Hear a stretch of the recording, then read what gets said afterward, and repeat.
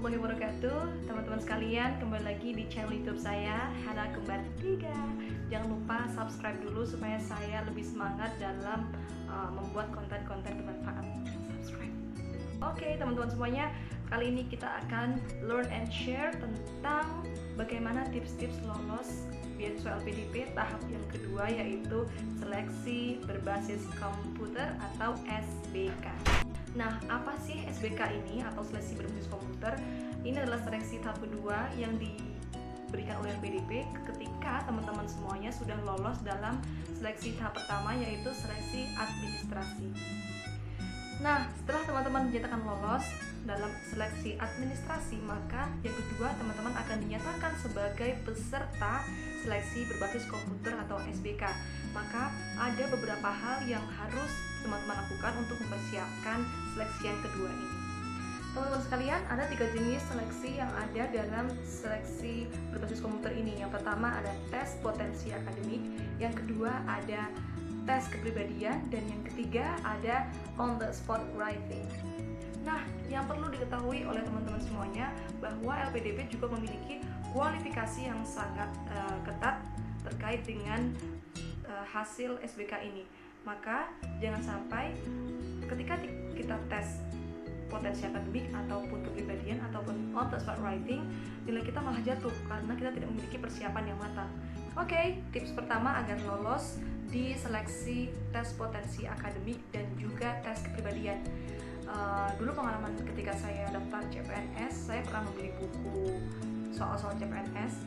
Nah, tapi karena ternyata saya sudah beli setebal mungkin, kemudian saya mempersiapkan dengan matang, tapi ternyata seleksi administrasi saya tidak lolos ketika PNS, maka saya tidak mau kecewa untuk kedua kalinya. Jadi ketika daftar di LPDP ini, saya menunggu sampai ada pengumuman kelolosan seleksi administrasi. Ketika itu sudah ada pengumuman, saya baru belajar mati-matian tentang tes potensi akademik dan juga tes kepribadian.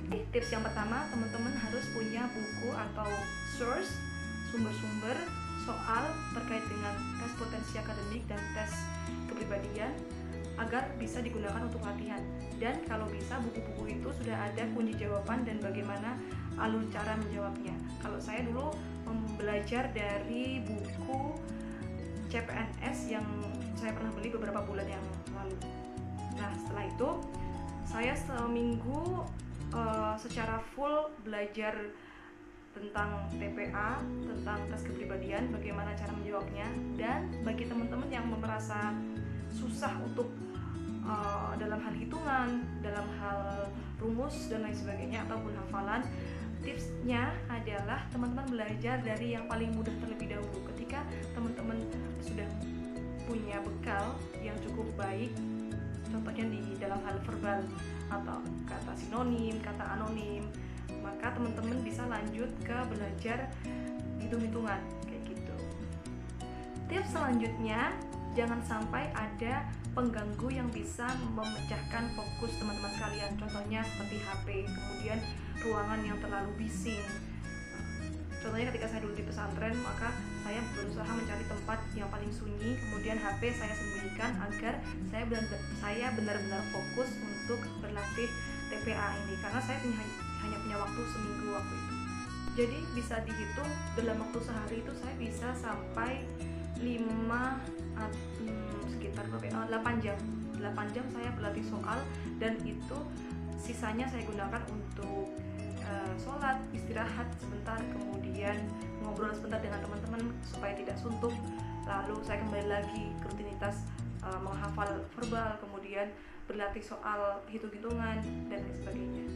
Nah, ketika sudah sampai pada tahap mengerjakan soal benar-benar di depan komputer dan waktu yang sudah ditentukan, teman-teman harus fokus dan mengerjakan mana yang paling mudah, karena ini sudah menjadi penyesalan saya sejak lama. Dulu saya pernah melakukan tes potensi akademik seperti ini dengan cara berbasis komputer, dan saya mulai jeblok karena saya hanya berpikir pada soal-soal yang sangat sulit. Dan setelah itu saya menyesal karena banyak sekali soal mudah yang seharusnya saya bisa kerjakan, tapi karena waktunya habis, maka kesempatan saya terbuang sia-sia. So, kerjakan soal-soal yang menurut teman-teman paling mudah. Jika teman-teman udah mulai pusing, langsung klik ke soal berikutnya, soal berikutnya, soal berikutnya, dan it works. Saya sudah melakukannya. Ternyata semua soal yang mudah sudah saya jawab, dan saya masih punya waktu lebih untuk mengerjakan soal-soal yang memang memiliki tingkat pemikiran yang sangat tinggi. Tips selanjutnya, ini mungkin klise dan sederhana tapi sangat berdampak besar bagi saya, dan ini mungkin juga untuk teman-teman. Jangan ngobrol ataupun bermain HP ketika akan masuk ruangan SBK. Karena kenapa? Itu akan mengganggu konsentrasi teman-teman, akan menghilangkan ingatan teman-teman tentang hafalan-hafalan yang sudah dihafal beberapa waktu sebelumnya. Selanjutnya, untuk tes kepribadian, teman-teman harus menjawab sesuai dengan posisi teman-teman. Kalau teman-teman sebagai PNS, maka jawabannya sesuai dengan integritas seorang PNS. Jadi menurut saya di tes kepribadian ini, teman-teman itu dilihat apakah teman-teman ini berintegritas atau tidak, teman-teman itu jujur atau tidak, teman-teman itu sangat menjunjung tinggi kinerja atau tidak, seperti itu. Karena LPDP tidak mau membiayai calon mahasiswa yang ternyata malas-malasan, ternyata dia tidak berintegritas ketika sudah kuliah nanti. Seperti itu. Oke, contoh soalnya, ketika si A dilanda oleh dua pilihan sangat berat. Si A adalah seorang PNS dan dia berangkat hampir terlambat. Di tengah jalan, si A menemukan seseorang yang butuh pertolongan. Namun di sisi lain, si A berkewajiban untuk masuk tepat waktu di kantornya. Maka apa yang harus dilakukan si A? Nah, ini pilihan yang sangat berat. Keduanya sama-sama baik. Antara menolong itu juga baik, yang kedua masuk tepat waktu juga baik. Nah, karena si A ini posisinya adalah seorang PNS dan dia sudah berjanji kepada negara untuk berkontribusi dan mentaati segala peraturan dan juga arahan dari instansi yang dia naungi, maka PNS ini atau si A harus memilih untuk pergi ke kantor tepat waktu daripada membantu. Oke, kita lanjut ke tipe tes yang ketiga dalam seleksi berbasis komputer, yaitu on the spot writing. Jadi di sini teman-teman sekalian disuguhkan sebuah permasalahan negara, kemudian teman-teman disuruh untuk menulis mini esai seperti itu terkait dengan permasalahan tersebut. Contohnya, dulu saya mendapatkan soal tentang masalah atlet di Indonesia yang saat ini semakin menurun prestasinya. Nah, saya sebagai seorang menteri bagian olahraga, bagaimana saya mengatasi hal tersebut? Tipsnya, yang pertama, teman-teman harus mengatur waktu dengan baik. Yang kedua, teman-teman harus mempersiapkan pengetahuan teman-teman terkait dengan keindonesiaan. Pada waktu itu saya mencari di Google sebanyak mungkin apa saja topik-topik keindonesiaan yang mungkin akan keluar di on the spot writing. Itu sangat banyak dan teman-teman bisa cari di Google. Lalu saya tulis apa saja topik-topiknya, sekitar ada 15-20. Kemudian selain topik, teman-teman juga harus menulis yang pertama permasalahannya apa, dan yang kedua solusinya apa. Teman-teman bisa baca terus menerus. Jadi sekitar H-2 sebelum tes on the spot writing ini, saya menghafalkan masalah-masalah Indonesia itu seperti apa, lalu solusinya seperti apa, seperti itu. Ketika sudah dihadapkan dengan soal tersebut, teman-teman akan mendapatkan waktu 30 menit atau setengah jam. Nah, waktu 30 menit itu sangat singkat teman-teman semuanya. Bahkan saya menyesal karena ketika saya mendapatkan topik terkait atlet, saya susah untuk mengutarakan.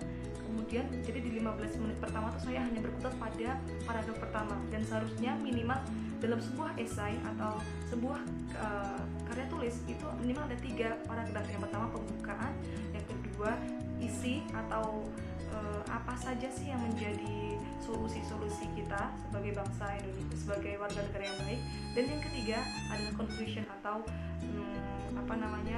kesimpulan. Jadi ketika teman-teman sudah mempersiapkan dengan baik, dengan matang apa saja topik yang akan keluar, kemudian solusinya apa, maka itu akan menjadi mudah ketika nanti langsung menulis dalam waktu 30 menit.